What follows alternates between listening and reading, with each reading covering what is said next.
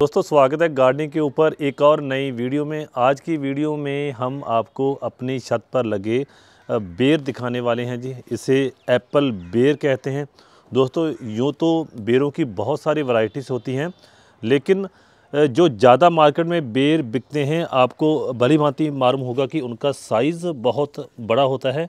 तो ये देखिए कितना बड़ा साइज़ है, आप मेरे हाथ से अंदाज़ा लगा सकते हैं। तो आप देखिए कि हमने छत के इस हिस्से में इस बेर को लगाया हुआ है। तो आज की वीडियो में दोस्तों हम इसी के बारे में बात करेंगे। सबसे पहले आप देखिए हमने इसको ऐसे दोस्तों प्लास्टिक के ड्रम में लगा रखा है, क्योंकि छत है, छत पर वज़न कम ही रहना चाहिए। सो हम सीमेंटेड गमले का उपयोग नहीं करते। तो हमने, आप देख सकते हैं कि प्लास्टिक का ड्रम है दोस्तों, बाज़ार से आसानी से मिल जाता है। उसका आधा हिस्सा करके हमने ऐसे उसके गमले बना लिए हैं। आप एक चीज़ और देखिएगा कि हमने ऐसे लोहे का दोस्तों रिंग बनाया है, जिससे कि ड्रम की शेप बनी रहती है। क्योंकि जो भी बेरी है उसके लिए जगह ज़्यादा चाहिए होती है, उसे आप किसी छोटे गमले में नहीं लगा सकते। मैं आपको एक चीज़ और दिखाना चाहूँगा। आप इधर देख सकते हैं कि हमने दोस्तों यहाँ पर हमारा 12 इंच का डायामीटर का ग्रो बैग है, इसमें भी हमने इस बेरी को लगा रखा है। इनमें दोस्तों 1 साल का अंतर है, पर आप इसकी ग्रोथ दे सकते हैं। इसकी फ्रूटिंग भी आनी शुरू हो चुकी है।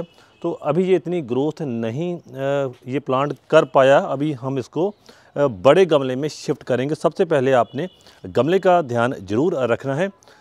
उसके बाद दोस्तों आपने ऐसी जगह चुननी है जहाँ पर थोड़ी सी जगह आपके पास ज़्यादा हो। जैसे देखिए हमारे छत पर वहाँ पर हमने सब्जियां लगा रखी हैं, लेकिन हमने बेरी को यहाँ पर रखा हुआ है क्योंकि ये बहुत फैल जाती है।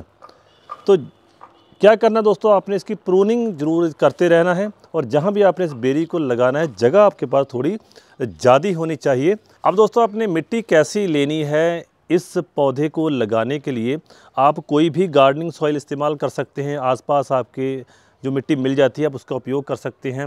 जब आप ऐसा मिक्सचर तैयार कर सकते हैं, 50% आप मिट्टी ले लें, 30% आप वर्मी कंपोस्ट, जिसे केंचुओं की खाद कहा जाता है, आप उसका इस्तेमाल कर सकते हैं। उसके बाद आप 10% दोस्तों कोकोपीट या सूखे पत्ते इस मिट्टी में मिक्स कर सकते हैं, जो कि इस मिट्टी को भुरभुरा बना देती है। इसके बाद आप 10% आप रेत ले लें दोस्तों। इन सब के मिक्सचर से एक बढ़िया सा पॉटिंग मिक्स तैयार हो जाता है, जो कि इस पौधे के लिए बहुत बढ़िया होता है। अब दोस्तों आपने इस पौधे को किसी अच्छी नर्सरी से लेके आना है। आपको 150-200 के बीच ये प्लांट मिल जाएगा। आपने कोशिश करनी है कि आपने ग्राफ्टिंग वाला प्लांट ही लेके आना है, क्योंकि दोस्तों जो पौधे बीज से उगे होते हैं उन पर फ्रूटिंग देर से आती है, जहाँ बहुत कम आती है। जो ग्राफ्टिंग वाला पौधा होता है उस पर फ्रूटिंग बहुत जल्दी आ जाती है। आपको 2 से 3 साल में ही रिज़ल्ट मिलने शुरू हो जाते हैं। सो आपने पौधा किसी बढ़िया नर्सरी से लेके आना है।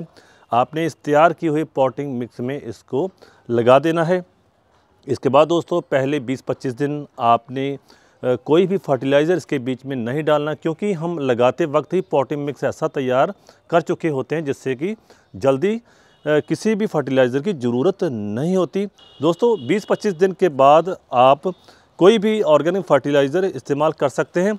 हम ज़्यादातर अपने फ्रूट्स वाले प्लांट्स में दोस्तों वर्मी कंपोस्ट हो गया, केंचुओं की खाद हो गई, या घर में ही बनाया हुआ किचन कंपोस्ट का इस्तेमाल करते हैं।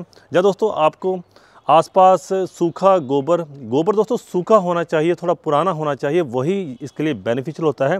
हल्की सी गुड़ाई करके आप इन चीज़ों को यहाँ पर दे सकते हैं। अब दोस्तों कई बार क्या होता है कि आप यहाँ देख सकते हैं कि हमारे इस देखिए बेर पर कितने यहाँ बेर लगे हुए हैं, देख सकते हैं आप, ये बेरों से भरा पड़ा था।